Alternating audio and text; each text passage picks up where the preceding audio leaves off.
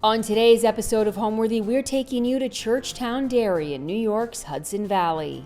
Founded by Abby Rockefeller, this beautiful farm is a model of sustainable agriculture. Churchtown Dairy promotes regenerative organic farming and fosters a deep connection with the land, animals, and community. Today, Abby will guide us through the barns and gardens, and we'll step inside this stunning farmhouse designed by Rick Anderson and Marina, featuring vintage and antique pieces that capture the farm's unique spirit. Enjoy! You're watching Homeworthy, where we believe every home has a story. I am Abby Rockefeller, and we are sitting in the gazebo at the Churchtown Dairy in Churchtown, New York. I am the one who wanted this place. I got Rick Anderson from Martha's Vineyard. I met him and had seen some of his work and thought he's the one who could do this, and he's the builder. So that we've been building for, I don't know, on and off for 10 years. This is a dairy. It is a raw milk dairy. It's on a piece of land that is 250 acres. There were no buildings on this land except the farmer's house. The dairy is what we began with. Now there is a medicinal garden, which is what I'm sitting in right now, and that is biodynamically oriented. The dairy itself is organic and biodynamic. We have cows, we have pigs that are here to drink the whey whenever there's extra whey, when the milk is divided for the cheese making, because there's a cheese processing facility here and a cheese cave. I wanted to make something beautiful for people to come and, I'm going to say, fight the fights that need to be fought about food in general, because we are losing real food in America. I was raised with good food. My mother cared about real food, and my mother was a gardener. I learned a great deal from her, but not everything. Now let's go look at the whole place.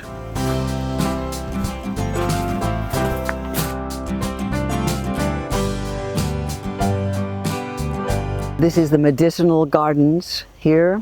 This is a raised bed which has the shape of a star, because that's the shape of the star. There's the shape of the star in the round building, which maybe we'll get a chance to look at. I'm going to show you up the stairs. This is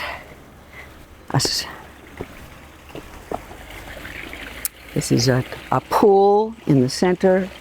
And this is just, everything here is used for medicinal purposes, as well as beauty. The 90 or whatever it is number of plants are used for healthy medicinal purposes. Creams, tinctures of various sorts. And I have used a few of them myself. They feel very good. This area here has quite a few biodynamic communities, and so I met Jean-David Derrimieux, and he was leading another project, and I asked if he could come and be the garden person here, and he said yes, and he's the one who's really designed this whole thing. So this is the greenhouse where many plants are started, and some of the ones that can stand a lot of heat are in here still. So we're going to go to the store. This is the farm store. This is where we sell the milk from the cows, and the cheese from the cows, and the meat from the cows. We have books that we believe in. It says for sale right over here. And we have the products. These are medicinal products over here. And over here's honeys that other farms produce and we sell for them, and some good flowers, good, just wholesome wholesome food right here. Here's where the milk is sold, but there's no milk in here right now. But that's where the milk and the cheese is. This is the cheeses. There are 3 cheeses that we make here. One is named after my mother. It's called Peggy. And then there's one named after a man whose name was Bill Copperthwaite, who was a wonderful maker of yurts. And then the third one is named after Wendell Berry. It's called the Wendell. Here is the cheese making facility, and this is Colin McGrath.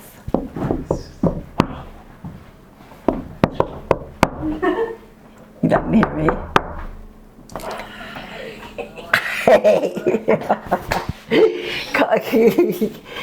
So he is in the process of preparing one of his cheeses.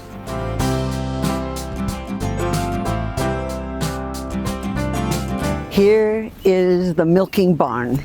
So this is an old-fashioned milking barn that the cows. It's not a milking parlor. A parlor is a modern thing where the cows stand in a kind of anxious pressing each other to get in and do their turn.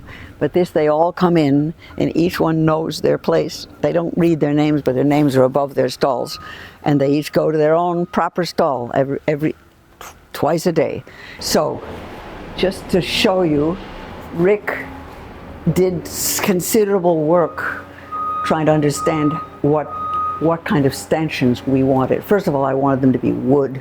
They make them out of steel sometimes, and it's so cold in the winter, it's unpleasant. So these are wooden stanchions, and they hold the cow in place. They eat hay on the other side. They come in, each one. This is Penny's stall, and this, when they put their head in to eat, this holds their necks. Their necks are very thin, and anyway, so it's very, very simple process. And then the milking machine goes down the line, and the milk these days is piped. These pipes up here take the milk from here to the milk room.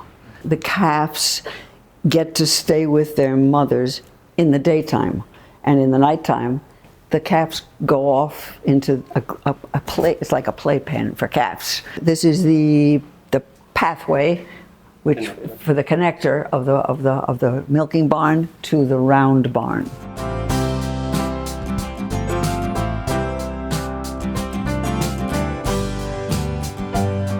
Hey, Abby. Yay. Rick should really explain this. This is his design, and it was designed with the cows in mind. It evolved over a lot of time and a lot of traveling. We went through lots of different ideas, and I borrowed different aspects from different barns all over. Like we took a lot of tobacco barns down, and we have this ventilation, which is on a cable. It's so easy to operate. The barn in the winter is totally for the cows, and the floor comes out, and they live on this bedded pack, which we don't clean out until the spring. Straw. It's straw, and we just add straw every day. And it gets really, which is why the brick is so high, because the floor comes up. Then it goes out to compost for another year, then on to the field or the gardens. So it's really a great system. Yeah. And, you know, cows have a hierarchy. So in a round barn, it's not, they don't get trapped. It's very nice. They don't like corners. Yeah. Cows don't like corners. An interesting fact is that if you take the same circumference or perimeter, a round barn has 30% more space in the same dimension outside. It's an amazing thing. In the summer, from June through September, we have a floor that Rick designed. This floor is put in, and then we have events here. We just had an event for something called the Real Organic Project. There were 250 people here for the Real Organic Project event. We had 10 trees. Each of these. And when you build the rafters, you end up with a 5-pointed star in the structure. So we decided to use that as our logo. And it's very simple. And we think quite beautiful. So you'll notice the roof is all slate. Every building here has a slate roof, which has allowed us to put the clear slates in the roof for the light. And it's so simple and efficient because you're doing a roof and a window and everything all at once, and it's remarkable.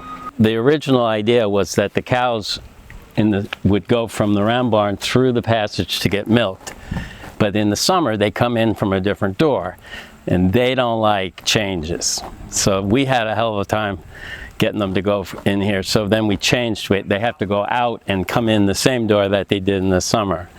So that was one of the reasons why we connected them. But I always loved the communication from the upper level of the round barn through the roof all the way over, and it kept it really, really, really just nice.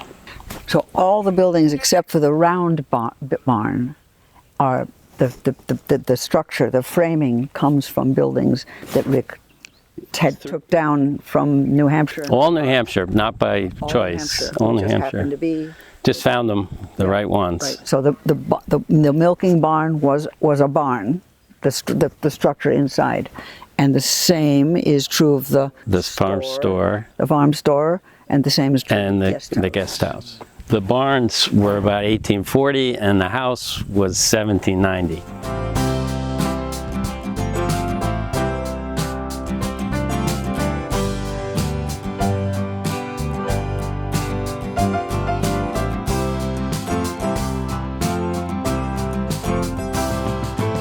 Hi, my name is Marina Case, and we're here at the Churchtown Dairy Guest House, which I helped design, and I'm so excited to show you. This is the entry to the guest house, and we designed it with the idea in mind that it would be very welcoming. And this first boot room is a place where you can take off your shoes and sit on the bench and get comfortable. We sometimes leave flashlights here during evening events, and we have the wonderful Craft and Forge pillows from Williamsburg, which we put to add a cozy touch. We have beautiful floors, which Rick will tell you more about, and then we keep a guest book here so that our guests can sign in. So this guest house is used to host the participants of our and the presenters for the events we have. For example, we had the Real Organic Project here this past weekend, which Abby mentioned earlier, and our presenters stayed here in the guest house. So we love to host them, make them feel comfortable and cozy.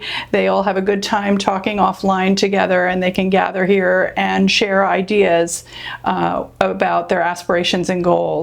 So we love to host them. We also open up the house 1 or 2 weekends a month for people doing retreats and that want to stay and work together as a group. So when we were doing the house, we used a lot of antiques. We have a demi-lune table, mahogany demi-lune table here in the front hall, along with a mahogany mirror and a Mudaheta ginger jar in the Duke of Gloucester pattern, which is part of the Colonial Williamsburg story that we love to support. So now we'll head into the dining room where we'll meet Rick to talk about that space.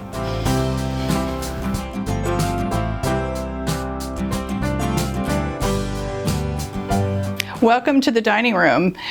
We're so excited to work on this project, and especially with Abby as the founder of the dairy. So I wanted to include some elements from Colonial Williamsburg, which her grandmother founded.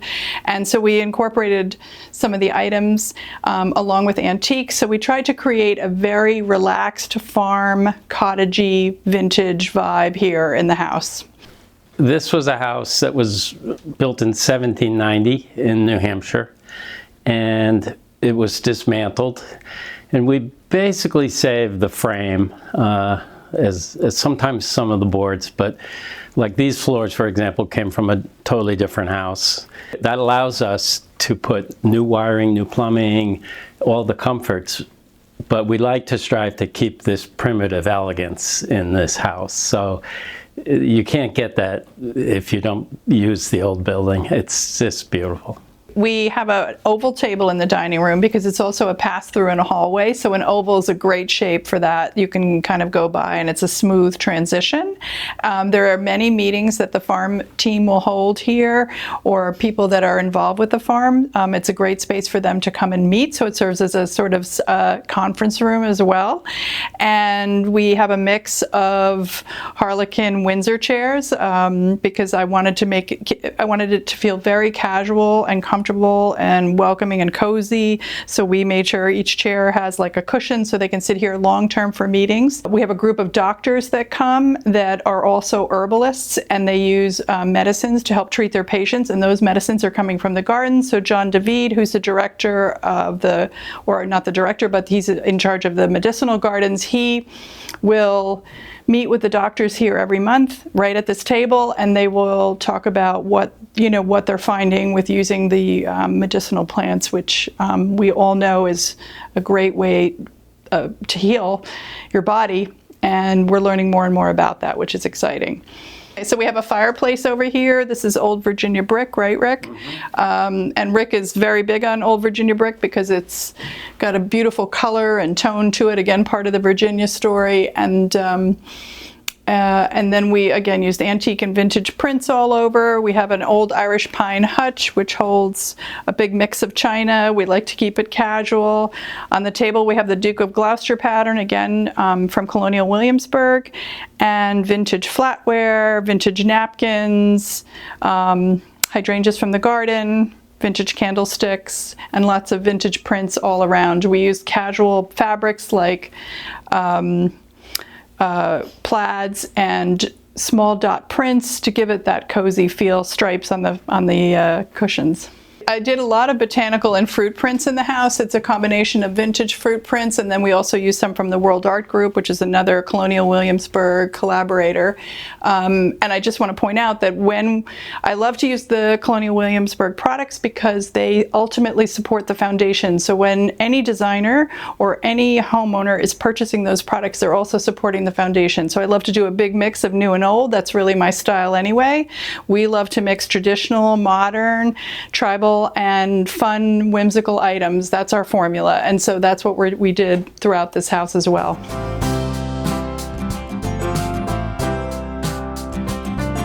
So this is the living room at Churchtown Dairy, and we use this for gatherings, for people to talk and share ideas, just like the dining room, but a little more comfortable and cozy, right? We have beautiful large coffee table from Craft and Forge, and an end table, which is a Colonial Williamsburg product. And lots of just cozy textiles, also very durable. Everything is performance fabrics for the most part, especially on the sofa and the bigger pieces, so that they hold up long term over time.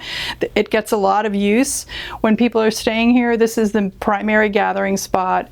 It's the main living room for the house. I would say that the furniture here is meant to be, very tough and durable for the farmers coming in or people coming in to relax. Again, the fabrics are performance, so they hold up to that. And then we have, a lot of vintage pieces which also carry through. We have our buildings are our store building and our milking barn are vintage buildings from New Hampshire that Rick took down and then put back up. He labels each piece and then he puts them back up. So we wanted to make sure there was a connection from the dairy into the house. So we have these tables that are Craft and Forge, made down in North Carolina, made in the USA. So we love to use them. They're very durable, and again, they were designed in collaboration with Colonial Williamsburg. So we love the story that tells. We also have a duplicate fireplace that's similar to the one in the dining room, again with the Virginia brick and these beautiful Belection moldings that Rick designed. And sitting here by a fire, we pull up the stools and everybody gets to kind of convene and talk together in this very cozy room. So in this seating area here, we have a pair of cozy chairs covered in a herringbone, and to give off that early American vibe that goes back to our roots in England as well. I think that there's a nice connection there. And then we have Abby's portrait of Abby's mother, and she is the reason that we have this farm and dairy today, because she had the foresight to purchase the land at a time when it was affordable, and it was something that Abby was able to turn into our dairy today. So we sourced most of the vintage items locally. They're all around from the Hudson area. I think I maybe went as far as North Jersey, and then in the mostly Hudson Valley area that we sourced in small shops all around, and we wanted to support local shops, so that was the goal. So now I'd love to show you the kitchen. Let's head in there next.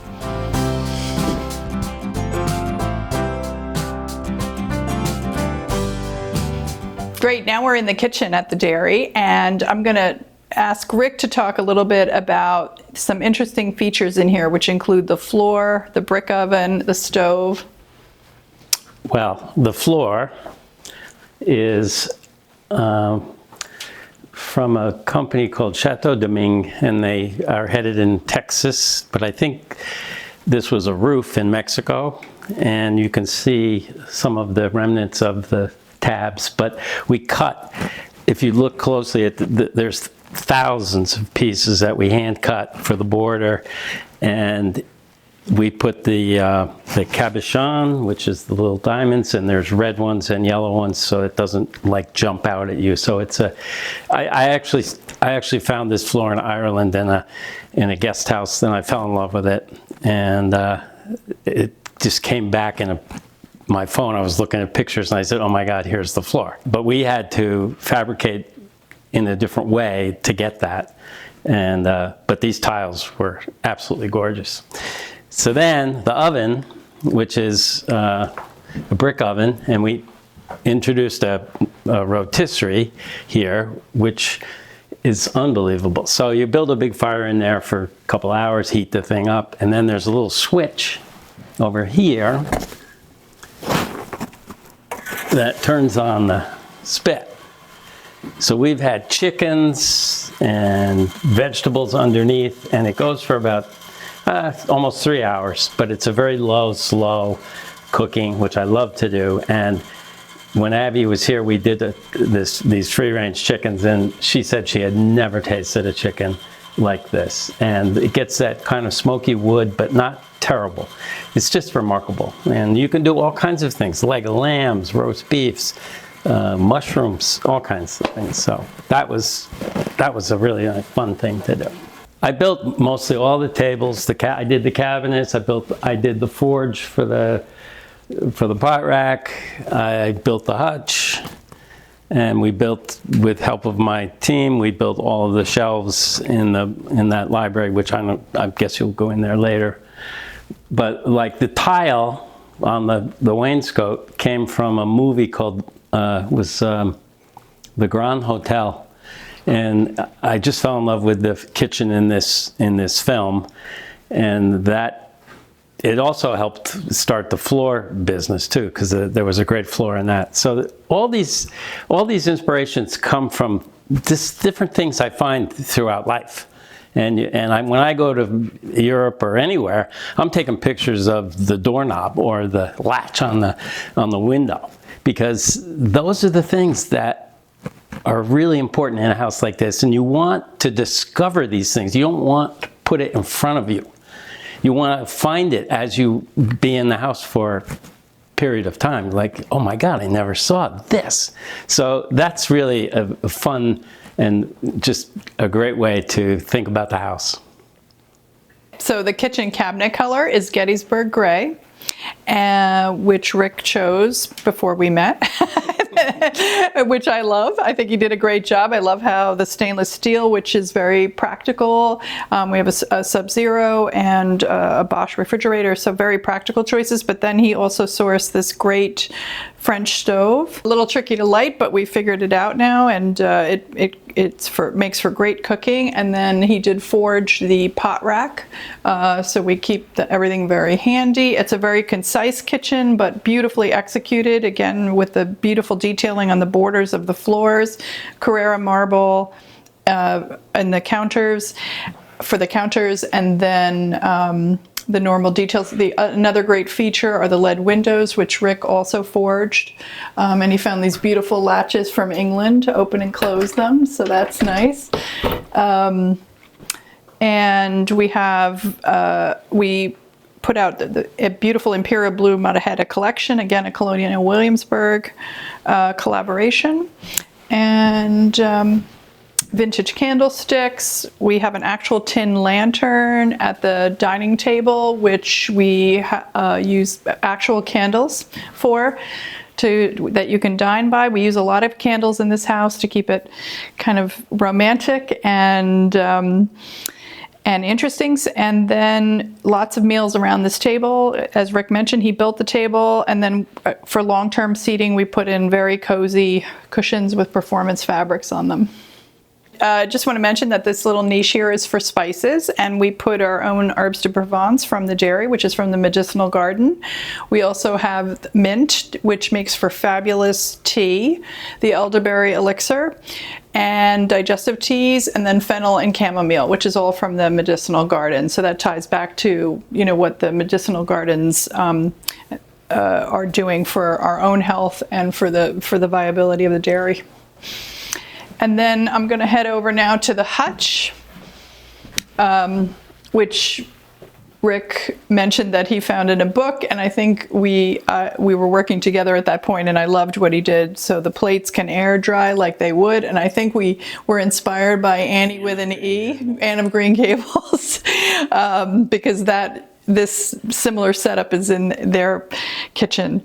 So that was kind of fun to pull that from a movie, and we just love how country and farmhouse, the farmhouse feel of it all. Let's head to the library next, where I'd love to talk to you about the paint color.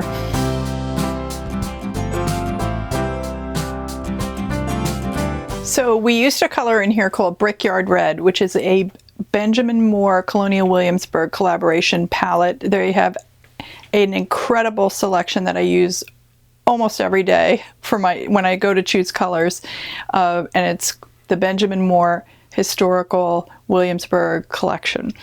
And we love these colors because they're historically accurate, and they also have been tested for probably 90 years, and it was a palette that was created from doing scrapings in the Colonial Williamsburg village in Virginia.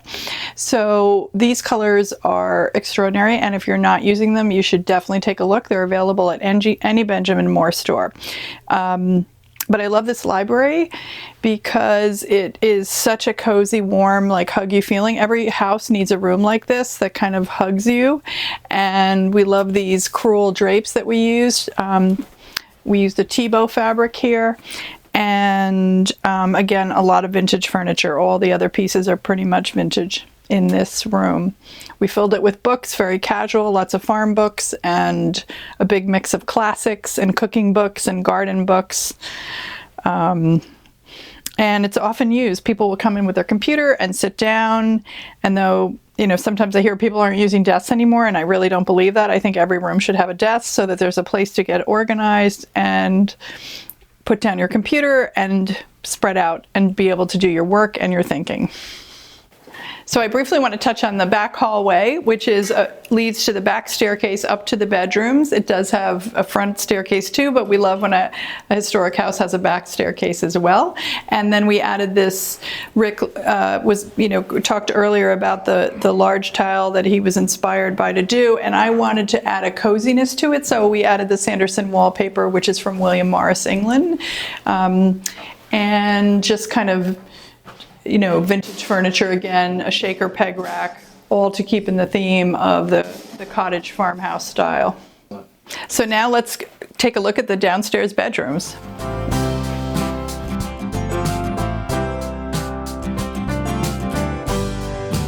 So this bedroom is, we call it the garden room, and so there are a lot of garden-inspired theme patterns in here, and the reason being is that it's right by the medicinal garden. So if you look outside, they're right there, and this is Abby's favorite room to stay in because she loves her gardens. And we have a Schumacher garden print on the wing chairs here. We have a Port 68 Colonial Williamsburg lamp also with a garden theme, and then lots of green checks. and fern patterned prints and window shades and beautiful green and white linens that keep it nice and crisp and fresh. We have a vintage carpet on the floor, garden carpet, and a vintage dresser, and a beautiful four-poster bed. It's a short four-poster, which Rick actually created all the beds in this house, so we can talk more about these as we go through, but he takes the posts and then creates a headboard and then makes a queen out of old beds that were probably more like a full size or even smaller. Let's go to the red bedroom next.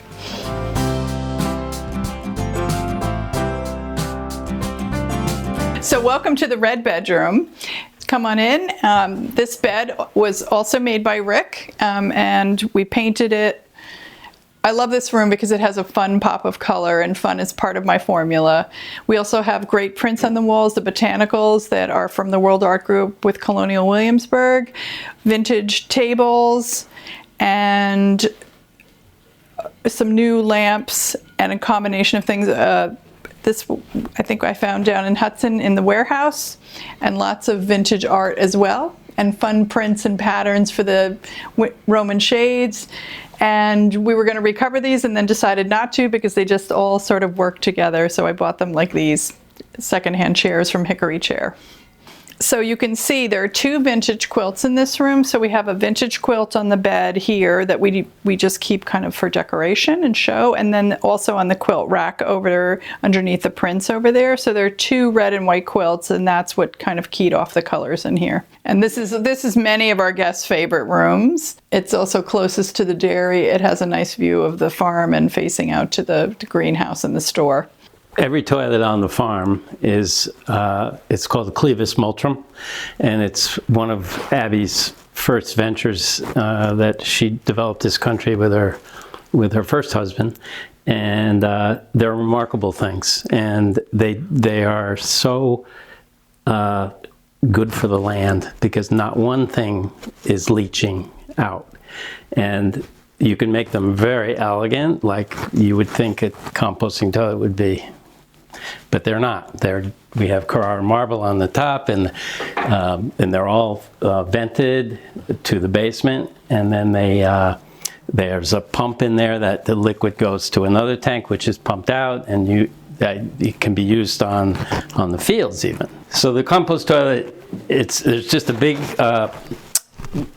container in the basement full of sawdust, and it's just a 14-inch round tube that goes straight down. And it's very difficult to build a 5-bedroom house with all composting toilets because you can't do conventional plumbing where you can run it into a wall. It has to come straight down. So you can see around the house there are these boxes that come down, one in the kitchen, one in the living room, and it made it a little bit of challenging. That's probably the hardest thing on the house to deal with, but they're really good, and that's it. Let's head upstairs next, and we can take a look at the other bedrooms in the house.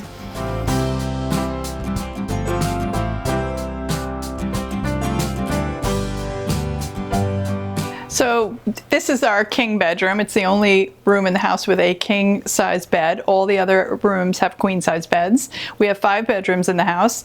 And this is a nice, large, spacious room. We love this bed we found online, and it's originally from Leonard's, which is a great New England source for beds and a well-known maker of beds. And we have a pair of beautiful French bergère chairs covered in, again, a performance fabric from Thibaut. And the pillows are from Schumacher, Williamsburg pattern again. And we have a Bunny Williams quilt on the bed, and lots of cozy bedding and beautiful crackled lamps, bird prints, botanicals to continue the theme of the country house, farmhouse, cottage effect. Well, there are a few favorite things I love about this room. One is the tile that Rick found from Portugal, which surrounds the fireplace. It's a yellow and green pattern. So I love this surround. I've never seen one quite these colors. So I love this surround here. And these are gas fireplaces upstairs and real wood burning downstairs, just for ease. That was something that Abby wanted to make it easy for guests to use. I also love the carpet in this room. Rick and I went antiquing together and found it, and he said it'll work in the king room, and I said I don't know about that, and when he put it down, it was here to stay forever. It is a needlepoint carpet, and it really is a big statement and grounds the room beautifully and actually fits beautifully. And another thing I love about the room are the shades. They're sort of a tree of life pattern, which very naturally and easily connect to all of the life and growth that we have on this farm. So I love the textiles on the windows.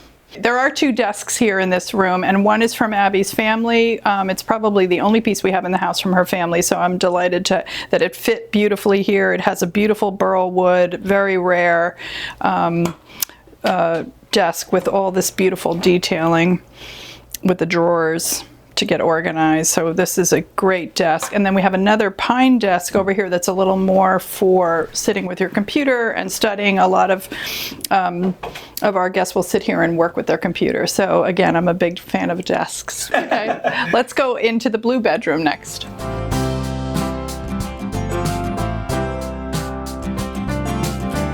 So in this bedroom, we have another 4-poster bed that Rick made from the posts and then adjusted the headboard. And then we made it a very fresh blue and white room.